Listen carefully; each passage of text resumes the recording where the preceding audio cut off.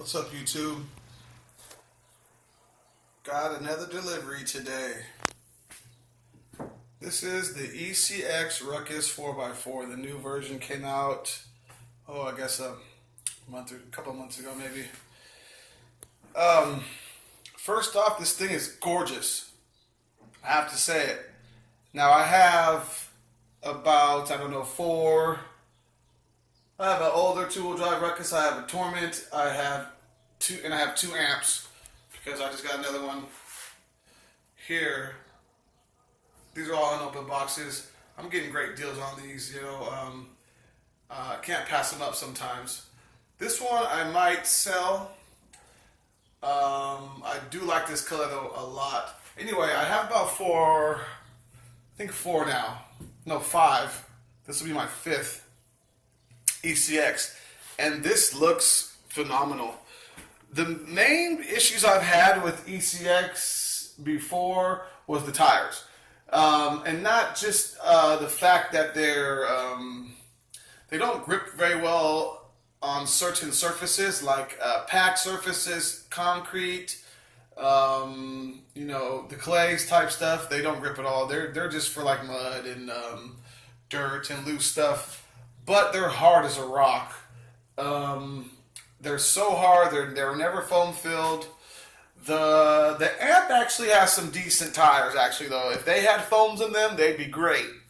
But the other ones, they're like they remind me of something that you would get on a toy grade car at Toys R Us or something like that. They're hard. It's hard plastic, pretty much, and it's not rubber. But they did that to, they have a really good tread pattern, and they have a really good longevity.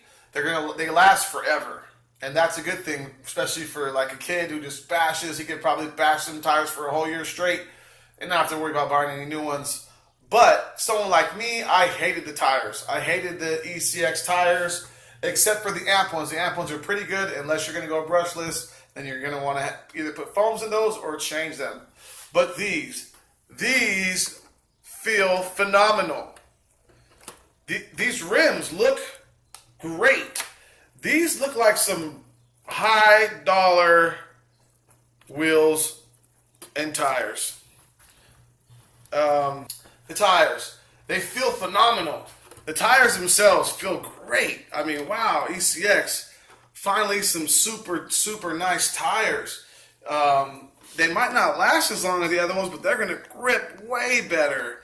And just the feel of them, they feel like a real expensive tire, And these rims, they look great. I love the look of these rims. I'm not too sure about this little lip that got going on here and why that's necessary, I guess, for looks. But I don't know about maybe, if this jumps and pushes towards pressure on this little area, I don't know how well that's going to hold up. We'll see. Anyway, it looks great. The body, the tires, the wheels, it all looks great. This is probably one of the best looking ECXs I've had. It is, for sure. The body's regular ECX stuff. It's not that thick. It ain't that thin either. It's, it's not bad. But yeah, I got this on eBay, another one of my auction bids, and this was this was a sealed box. I just cut the seal and everything like that. As you can see, everything's still sealed. Everything's still zip tied down. But let's go ahead and remove this body, and we'll see what we're working with in here, because it's a little bit different. I think the chassis is the same. I think the body, the wheels and tires, the suspension, and the electronics are different. Well, at least the motor is different. This is the chassis that I used to have, the ECX 4x4s. Like I said, different wheels, different tires, and a different motor. This one is the 550.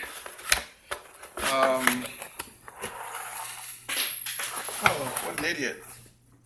What an idiot. Just dropped my pins. One there and one there. My floor's hella dirty. I just came in from running. I gotta sweep it. Anyway, yes. So it's almost the same thing. You can't see the turns because it doesn't really show you. I guess I'd have to take the motor out the way it's set up. But anyway, it is 13 turn 550 instead of a 15 turn 550. So, in general, 550s turn a lot less RPM than a 540. But they have more torque. And that's why they're used in heavier vehicles or 4x4 vehicles. So, a 13 turn 550, the RPM range is about equivalent to a 20 turn 540, a 19 or 20 turn 540, which is decent. Yeah, another one of these. I'm not really a fan of these Dynamite ESCs. I've had a few of them. The 60 amp ones just seem to make the motors run hot. I don't know why. They just kind of do.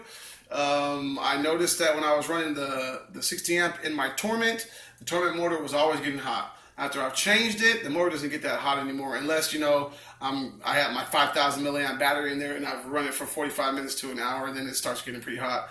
After about a half hour or so, it's going to start going into cutoff mode and stuff like that. But with these just kind of seem like everything kind of runs warmer with these. I don't know why. And Steve-O might be able to attest to that because his shit overheated on him on the first run. But I wasn't gonna let that hold me back because honestly, not too many people buy brushed vehicles to leave them brushed unless there's certain platforms that just do really well brushed, and you could put a 3S in it to make it faster and things like that. But 4x4s like this, you buy them brushed and you usually convert it to brushless. This one I'm going to put probably a 4300 like I always do, or a 39. I'm not positive. I might go the 39, 3660. So the 550 size can, 39, so a little bit less kV, but a little bit bigger can, so more torque for this. Anyway, so it's a 13 turn motor. You got EC3s.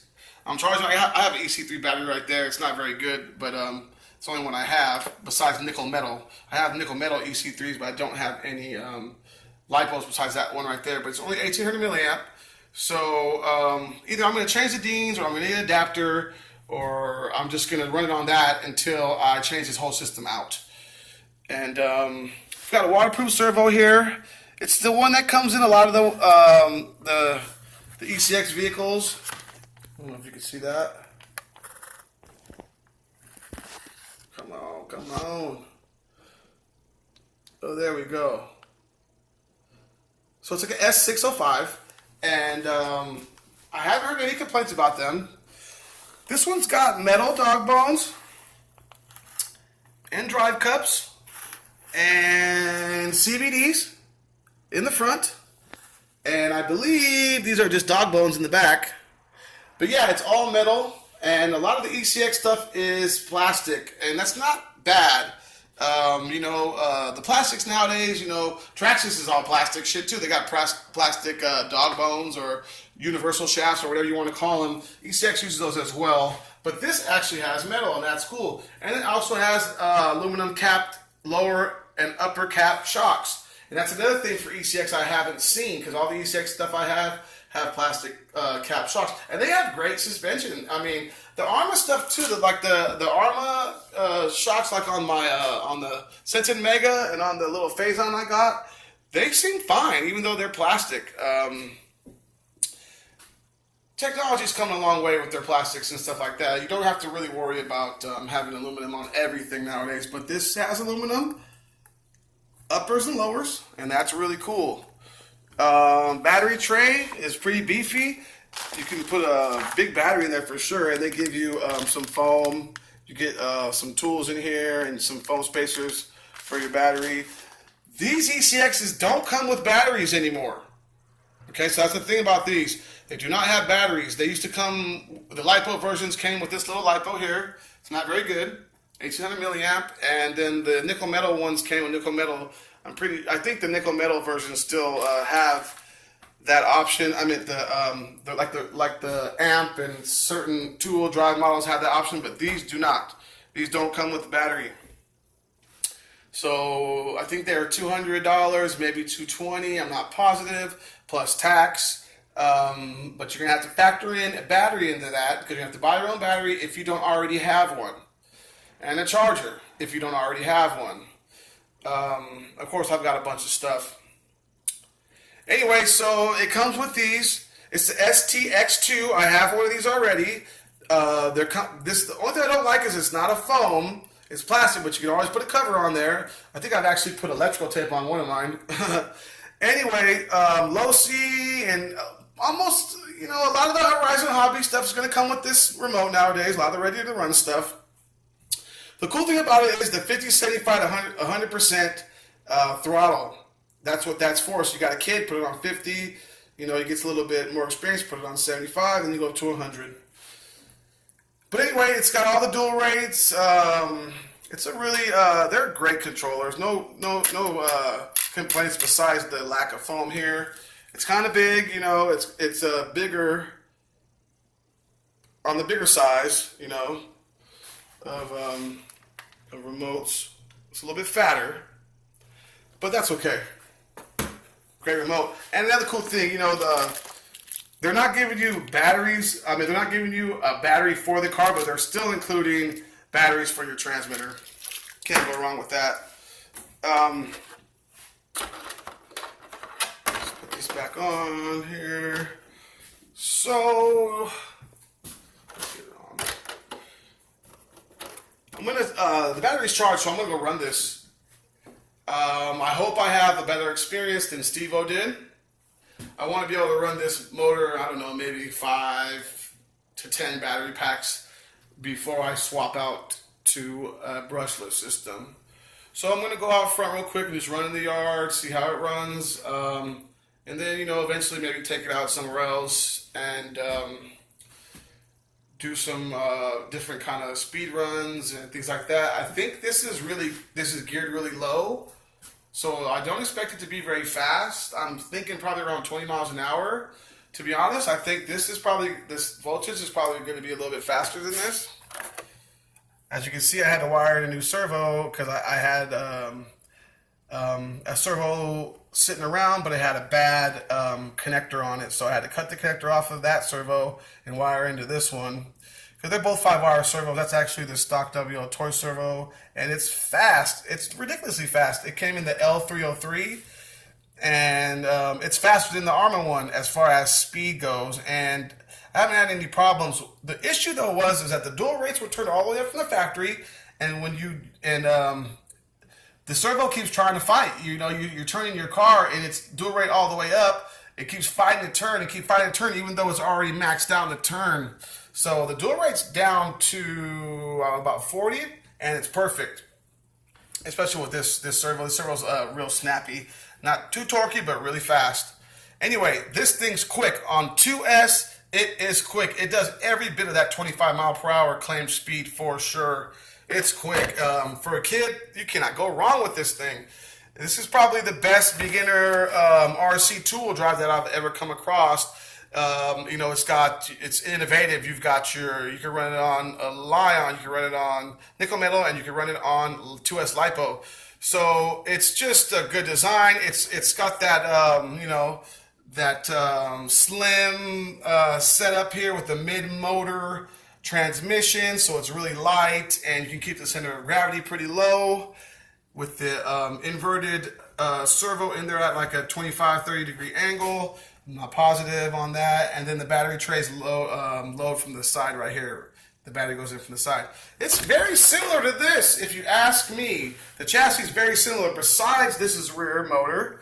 If this had a mid motor, this would be very, very similar. Besides, your battery goes here instead of coming in from the side right there. But the design, the color, the style of the plastic, the servo setup, it's very, very similar.